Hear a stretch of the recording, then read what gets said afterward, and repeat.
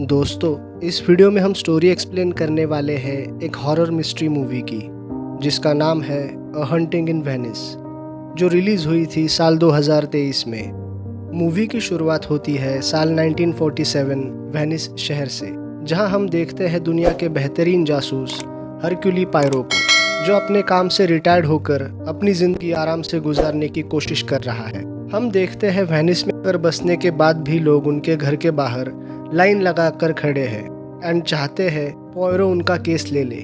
लोग उन्हें परेशान ना करें, इसलिए पोयरो ने विटैलिक नाम के एक रिटायर्ड पुलिस ऑफिसर को अपना बॉडीगार्ड अपॉइंट किया हुआ है। विटैलिक का ये काम है कि वो किसी को भी पोयरो के नज़दीक ना आने दे। ऐसे ही एक हैलोवीन के दिन एड्रियाने नाम की एक नॉवेलिस्ट पोयरो से मिलने आती है, जो पोयरो की पुरानी दोस्त थी। पहले तो विटैलिक एड्रियाने को पोयरो से मिलने के लिए रोकता है, लेकिन एड्रियाने विटैलिक के हाथों एक सेफ भिजवाती है। उस सेफ को देखकर पोयरो समझ जाता है कि ये उसकी पुरानी दोस्त एड्रियाने है। यहाँ पर ये दोनों मिलते हैं एंड एड्रियाने पोयरो को एक सियांस के लिए इनवाइट करती है। सियांस एक तरह का रिचुअल था जहाँ वो किसी की आत्मा को बुलाकर उससे बात करने वाले थे। दरअसल एड्रियाने इन सब चीज़ों पर यकीन नहीं करती थी, पर उसकी दिलचस्पी जॉयस रेनॉल्ड में थी, जो इन रिचुअल्स को करती थी, जहां वो इस रिचुअल में आत्माओं और इंसानों के बीच मीडियम का काम करती थी। एड्रियाने को यकीन था कि जॉयस एक फ्रॉड है, पर वो उसके ट्रिक को पकड़ नहीं पा रही थी और वो इसलिए पोयरो के पास आई थी। ये सियांस हैलोवीन की रात को रोवेना ड्रेक के घर पर होने वाला था।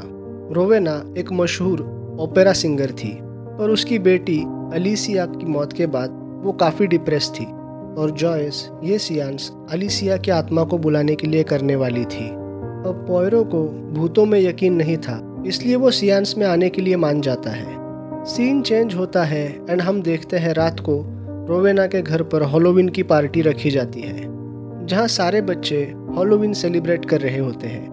उस घर में पार्टी के दौरान एक ड्रामे के जरिए उस घर से जुड़ी भूतिया कहानियों के बारे में बताया जाता है, जहां ड्रामे में बताया जाता है कि कई सालों पहले वहां एक ऑर्फनेज हुआ करता था एंड उस शहर में प्लेग फैलने की वजह से कई लोगों की मौतें हुई थी। तब ऑर्फनेज को चलाने वाले डॉक्टर एंड नर्सेस उन ऑर्फनेज बच्चों को वहां बंद करके वहां से भाग गए थे, जिसके बाद उन सारे बच्चों की मौत उस घर में हुई थी और तब से उन बच्चों की आत्मा वहां भटक रही थी।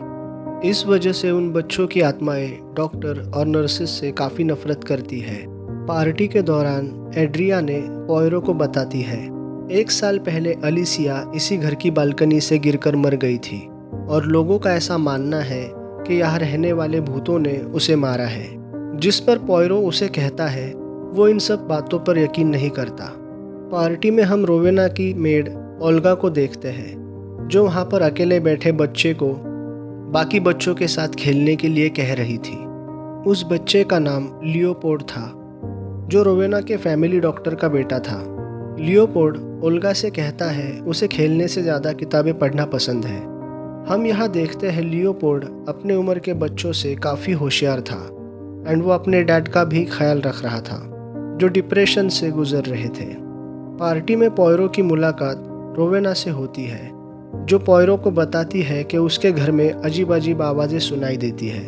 तब पोयरो रोवेना से पूछता है क्या वो भूतों में मानती है, जिस पर रोवेना कहती है वो सिर्फ अपनी बेटी की मौत की वजह जानना चाहती है।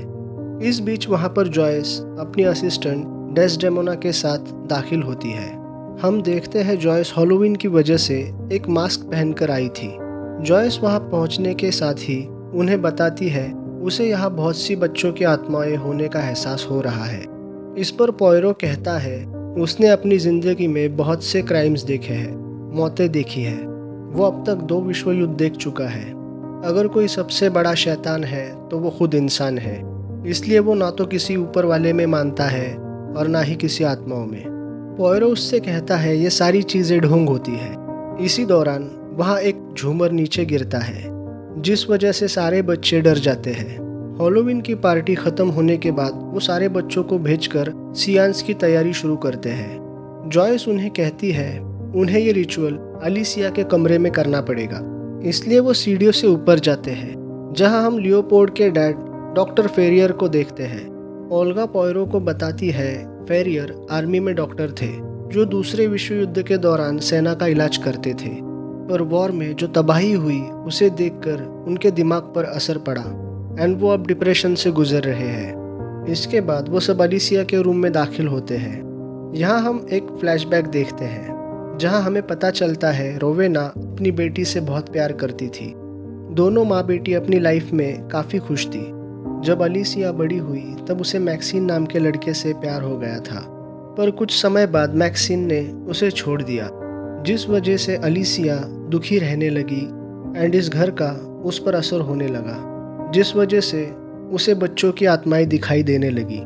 उसे घर में आवाज़ें सुनाई देती थी और एक दिन भूतों ने उसे बालकनी से नीचे फेंक दिया, जिस वजह से उसकी मौत हो गई। उस कमरे में जॉयस को एक डॉल दिखाई देती है जो अलिसिया की थी। वो उस डॉल को उठाकर उस डॉल का नाम बाबा बताती है। ये सुनकर रोवेना चौंक जाती है बिकॉज सच में अलिसिया ने उस डॉल का नाम बाबा द रैबिट रखा था। और तभी वहाँ एक बल्ब फूट जाता है।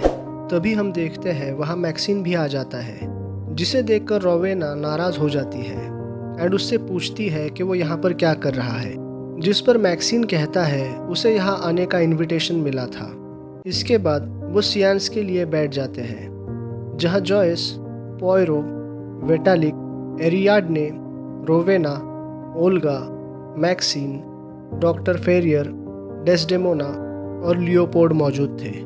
जॉयस लियोपोल्ड से पूछती है कि क्या उसे डर नहीं लगता। तब लियोपोल्ड जॉयस को कहता है अलिसिया उसकी दोस्त थी और वो उससे बात करना चाहता है। इसके बाद जॉयस रिचुअल शुरू करती है एंड इस रिचुअल में वो एक टाइपराइटर यूज़ करती है। रिचुअल के दौरान उसे बहुत सी आत्माओं की आवाज़ सुनाई दे रही थी, जिसमें से वो अलिसिया की आत्मा से कनेक्ट करने की कोशिश कर रही थी। तब टाइपराइटर में अपने आप वाई टाइप होता है जो कि अलिसिया नहीं थी, जिसके बाद जॉयस फिर से कोशिश करती है एंड अब टाइपराइटर पर ए टाइप होता है। तब जॉयस कहती है अलिसिया की आत्मा यहाँ आ चुकी है।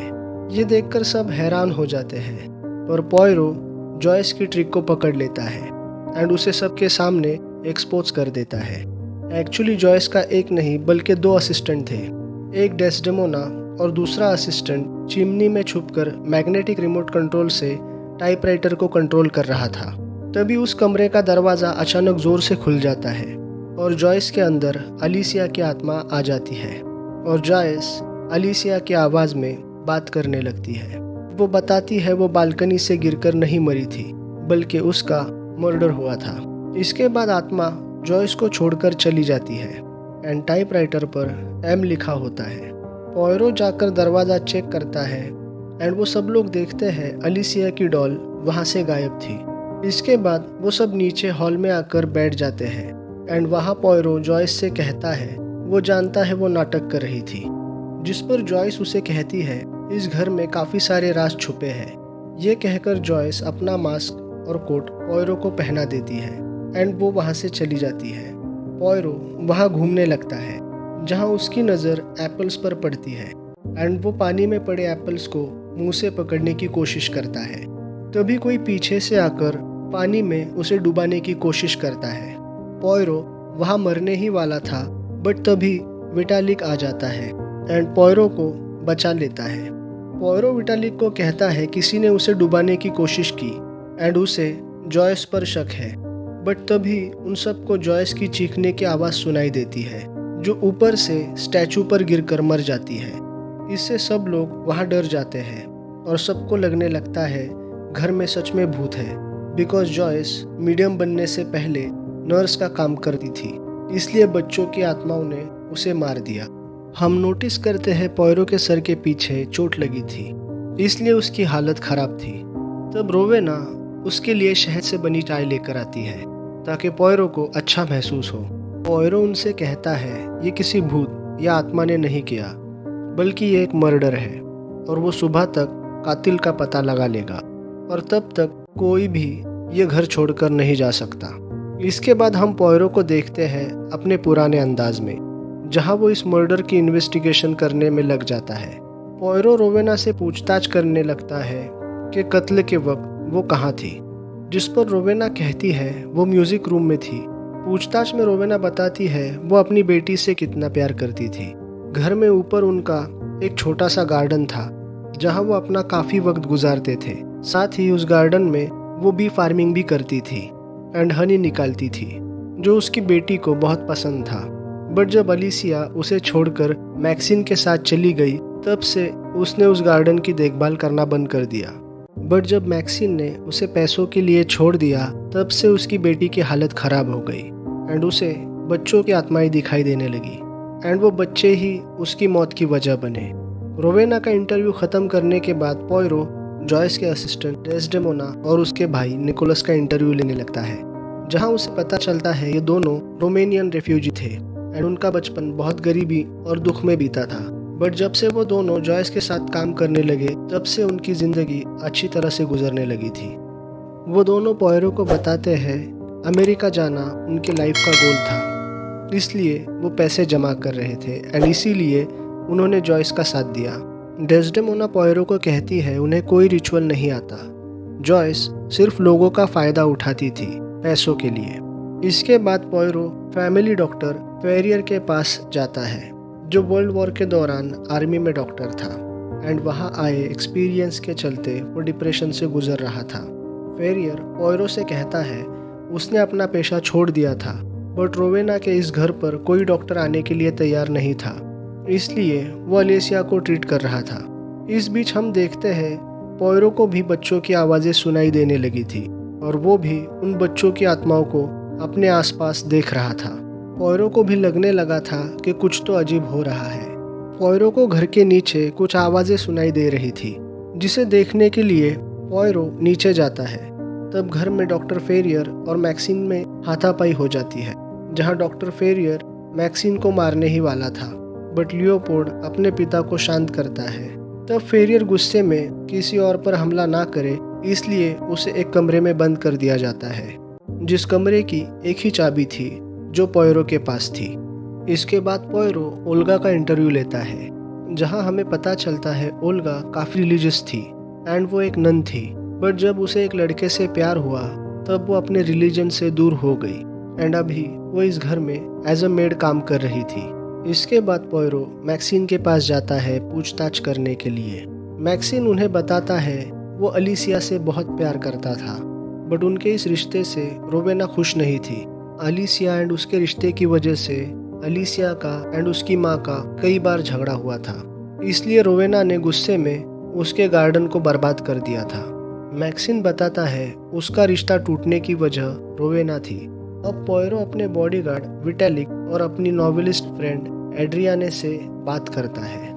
बातचीत के दौरान पोयरो को पता चल जाता है उसका बॉडीगार्ड विटालिक और उसकी पुरानी दोस्त एड्रियाने मिले हुए हैं। एक्चुअली जब अलीसिया की मौत हुई थी, तब जिस पुलिस इंस्पेक्टर ने इस केस को हैंडल किया था वो और कोई नहीं बल्कि विटालिक था, इसलिए उसके पास इस केस की पूरी जानकारी थी एंड उसने ये जानकारी एरियाडने को दी थी। एरियाडने ने ही ये जानकारी जॉयस को दी थी, इसलिए जॉयस को ये सारी बातें पता थी। और तो और सियांस के वक्त जब दरवाज़ा ज़ोर से खुला था, वो भी एरियाडने ने एक वायर की मदद से किया था। तब अलीसिया की जो डॉल गायब हुई थी, वो भी एरियाडने ने ही की थी। एरियाडने ये सब इसलिए कर रही थी बिकॉज उसकी पिछली तीनों बुक्स फ्लॉप हुई थी और वो सोच रही थी अगर पोयरो इस केस को सॉल्व नहीं कर पाता, तब जॉयस के ऊपर किताब लिखकर उसे अच्छे खासे पैसे मिल जाएंगे एंड पोयरो के नाम की वजह से किताब हाथों हाथ बिक जाएगी। बट पोयरो ने उन तीनों के कनेक्शंस को ढूंढ निकाला था। उसे पता चल चुका था कि जॉयस, विटालिक और एरियाडने तीनों मिलकर काम कर रहे हैं, बट वो जानता था कि अलीसिया या जॉयस के कत्ल में उनका कोई हाथ नहीं था। वो सिर्फ उसके नाम का इस्तेमाल करके पैसे कमाना चाहते थे। तभी हमें पता चलता है बंद कमरे के अंदर डॉक्टर फेरियर को किसी ने चाकू मार दिया है, बट उस कमरे की एक ही चाबी थी जो पोयरो के पास थी एंड फिर भी कोई कमरे के अंदर घुस आया और फेरियर को मारकर चला गया। इस वजह से सब लोग डर जाते हैं, बट तभी हम पोयरो की आंखों में चमक देखते हैं बिकॉज पोयरो ने केस सॉल्व कर लिया था। पोयरो सब लोगों को हॉल में इकट्ठा होने के लिए कहता है। जहां वो सबको कहता है अलिसिया को किसी भूत ने नहीं बल्कि यहाँ मौजूद एक इंसान ने ही मारा है। बेसिकली अलिसिया को स्लो पॉइजन दिया जा रहा था ताकि उसकी दिमागी हालत खराब हो जाए और उस ड्रग की वजह से उसे हेलुसिनेशंस हो रहे थे और ये सब करने में उसकी माँ रोवेना का हाथ था। दरअसल रोवेना अपनी बेटी से बहुत प्यार करती थी, बट जब अलिसिया की लाइफ में मैक्सिन आया तब से वो उससे दूर होने लगी थी। इसलिए उसने एक चाल चली। उसने अपने गार्डन में जहरीले फूल लगाकर उन फूलों से जो जहरीला हनी निकलता था उससे ये ड्रग बनाया था, जिसे वो अपनी बेटी को रोज़ थोड़ा थोड़ा देती थी ताकि उसकी बेटी उसे छोड़कर कहीं भी ना जा सके। इस वजह से अलिसिया को भूतों के विजन्स आने लगे थे। इनफैक्ट रोवेना ने वही ड्रग पॉयरो को चाय में मिला कर दिया था, जिस वजह से पॉयरो को भी अजीब अजीब आवाज़ें सुनाई दे रही थी और उसे भी भूतों के विजन्स दिखाई दे रहे थे। जब एक रात अलिसिया का ध्यान रखने ओल्गा आती है तब अलिसिया को भूतों के विजन्स दिखाई देने लगते हैं। तब ओल्गा अलिसिया को चाय में वही जहरीला हनी डालकर पिला देती है, बट वो ड्रग का ओवरडोज हो जाता है एंड अलिसिया की मौत हो जाती है। पर जब रोवेना को इसके बारे में पता चलता है तब वो डर जाती है एंड खुद को बचाने के लिए भूतों की कहानी बना देती है और अलिसिया की लाश को बालकनी से फेंक देती है। अलिसिया की लाश को इंस्पेक्ट करने डॉक्टर फेरियर आया था। यहाँ हमें पता चलता है डॉक्टर फेरियर रोवेना से प्यार करता था, इसलिए वो अलिसिया की मौत की वजह पर ज़्यादा ध्यान नहीं देता एंड रोवेना जो बताती है उस पर यकीन कर लेता है। बट रियल प्रॉब्लम तब शुरू हुई जब किसी को तो रोवेना का सच पता चल गया एंड वो रोवेना को ब्लैकमेल करने लगा। केस की डिटेल जॉयस को भी मालूम थी बिकॉज वही खुद से रोवेना के पास आई थी ये कहकर कि उसकी बेटी ने उसे यहाँ भेजा है। इसलिए रोवेना को लगने लगा था कि जॉयस ही वो ब्लैकमेलर है जो उससे पैसे निकाल रही है। इसलिए वो सियांस को ऑर्गेनाइज करती है ताकि वो अपने ब्लैकमेलर को मार सके। यहाँ हमें पता चलता है जो पॉयरो पर हमला करके उसे डुबाने की कोशिश की थी वो रोवेना ने ही की थी बिकॉज पॉयरो जॉयस का कोट एंड मास्क पहनकर घूम रहा था। बट जब उसे पता चला कि वो जॉयस नहीं बल्कि पॉयरो है तब वो वहाँ से भाग गई एंड उसने जाकर जॉयस को ढूंढा और उसे ऊपर से धक्का देकर नीचे गिरा दिया। पर फिर भी उसे शक था कि डॉक्टर फेरियर भी उसका ब्लैकमेलर हो सकता है बिकॉज उसके पास भी सारे डिटेल्स थे। इसलिए वो उसे इंटरनल लाइन से कॉल करती है बंद कमरे के अंदर एंड वो फेरियर को कहती है वो खुद को चाकू मार ले नहीं तो वो उसके बेटे को मार देगी। तब अपने बेटे की जान को बचाने के लिए फेरियर खुद को चाकू मार देता है। रोवेना की सारी हकीकत सबके सामने आ गई थी, इसलिए वो सबको कमरे में बंद करके ऊपर बालकनी की ओर भाग जाती है। बट पॉयरो उसका पीछा करते हुए ऊपर बालकनी तक पहुंचता है। तब पॉयरो को अलिसिया की आत्मा दोबारा दिखाई देती है जो रोवेना को खींचकर नीचे गिरा देती है एंड पानी में डूबकर रोवेना की मौत हो जाती है। फाइनली ये केस सॉल्व हो गया था। अब पॉयरो अपने बॉडीगार्ड विटालिक को नौकरी से निकाल देता है, जिसके बाद पॉयरो लियोपोल्ड से बात करता है एंड उसे कहता है वो इस चीज़ का दोष खुद को ना दे। तब हमें पता चलता है रोवेना को ब्लैकमेल और कोई नहीं बल्कि लियोपोल्ड कर रहा था। उसने अपने डैड की मेडिकल रिपोर्ट को देखा था एंड वो जान गया था कि अलिसिया का खून उसकी माँ ने ही किया है, इसलिए उसने ब्लैकमेल करना शुरू किया। वो उन पैसों से अपने पिता का इलाज करना चाहता था। लियोपोल्ड पॉयरो से कहता है उसने उन पैसों को खर्च नहीं किया, वो पैसा उसने उसके गद्दे में छुपा कर रखा था। इस पर पॉयरो उसे कहता है वो उन पैसों को सही जगह खर्च करे। मूवी के आखिरी सीन में हम देखते हैं पॉयरो अब वापस काम पर लौट आया है एंड नए केस पर काम करने लगा है। इसी के साथ ये मूवी यहीं पर ख़त्म हो जाती है। दोस्तों, आपको वीडियो कैसा लगा हमें नीचे कमेंट करके ज़रूर बताइए और ऐसे ही इंटरेस्टिंग वीडियोस के लिए हमारे चैनल को सब्सक्राइब कीजिए। मिलते हैं आपसे अगले वीडियो में।